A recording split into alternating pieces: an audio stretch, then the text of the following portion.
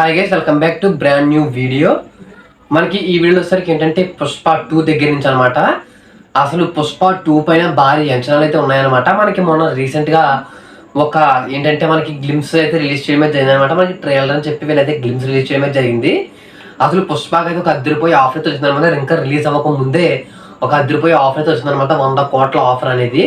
అసలు ఆఫర్ ఎక్కడి నుంచి వచ్చింది ఏంటని చెప్పేసి వీడియో డీటెయిల్గా మాట్లాడుకుందాం. అసలు ట్రైలర్ అని చెప్పేసి గ్లిమ్స్ ఎందుకు రిలీజ్ చేశారు, అసలు వాళ్ళు రిలీజ్ చేసిన పోస్టర్ ఒకటి ఉంది కదా, ఆ పోస్టర్ కూడా అసలు మనకి ట్రైలర్లో ఎక్కడ కనిపించలేదు ఎందుకు ఏంటని చెప్పేసి డీటెయిల్గా మాట్లాడే ప్రయత్నం చేద్దాము. వీడియో ఎక్కడ స్కిప్ చేయకుండా చాలా చూసే ప్రయత్నం అయితే చేయండి.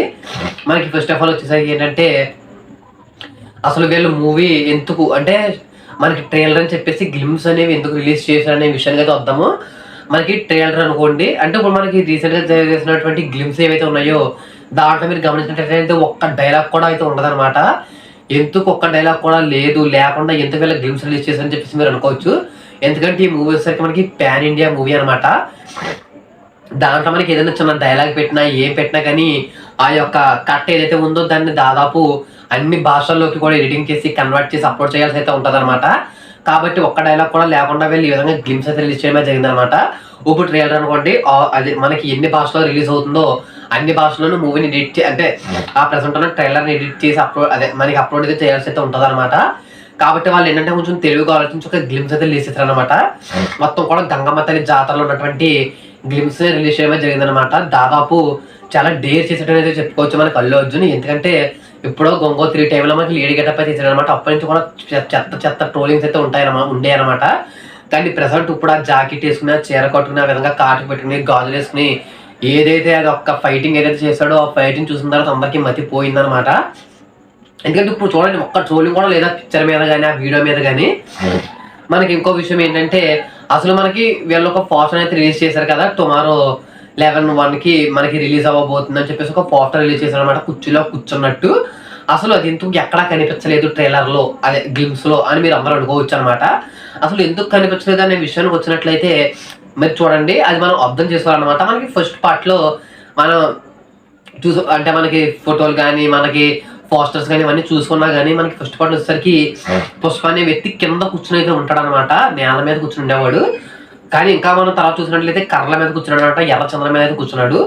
కానీ ఫైనల్ ఇప్పుడు వచ్చేసరికి సింహాసనం మీద కూర్చుని అయితే ఉన్నాడు అనమాట. అక్కడ అర్థం చేసుకోవచ్చు కింద ఉన్న వ్యక్తి సింహాసనం ఎక్కాడంటే ఎంత సంపాదించుంటాడు అనేది ఒకసారి మీరు ఒకసారి ఆలోచించండి.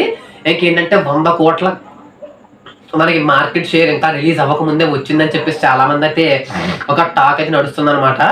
మీ అందరికీ తెలిసింది ఇది వచ్చేసరికి మనకి మైత్రి మూవీ మేకర్స్ పోస్టర్ ద్వారా రావడం అయితే జరుగుతుంది అనమాట. దాదాపు దీనికి ఏంటంటే మనకి ప్రీ రిలీజ్ బిజినెస్ 500 కోట్లు ఖచ్చితంగా అవుతుంది అని చెప్పేసి అయితే అంటున్నారనమాట. ఇదేమి పెద్ద విషయం అయితే కాదు. ఎందుకంటే ఈ మధ్యన చిన్న సినిమాకి ఏ సినిమాకైనా కానీ ఖచ్చితంగా 500 కోట్ల బిజినెస్ అయితే ఖచ్చితంగా అయిపోతుంది అనమాట. కానీ 100 కోట్ల బిజినెస్ మార్కెట్ ఏంటి అని చెప్పి మేము అందరూ అనుకోవచ్చు. ఒక నైబర్ ఏరియాలో ఈ మూవీని రిలీజ్ చేయడానికి ఒక డిస్ట్రిబ్యూటర్ అయితే దీనికి 100 కోట్లు ఇస్తామని చెప్పేసి చెప్పడం జరిగిందనమాట. కాకపోతే మనం మైత్రి మూవీ మేకర్స్ వాళ్ళకి కూడా కొంతమంది డిస్ట్రిబ్యూటర్స్ కంపెనీ కానీ ఉందన్నమాట. కాబట్టి వాళ్ళైతే దీనికైతే ఖచ్చితంగా ఎవ్వరు 100 కోట్లు సినిమాకి అయితే రావు. ఎందుకంటే ఆ డిస్ట్రిబ్యూటర్కి ఇస్తేనే 100 కోట్లు అయితే వస్తాయన్నమాట. కానీ వీళ్ళైతే ఆ డిస్ట్రిబ్యూటర్కి అయితే ఇవ్వరనమాట.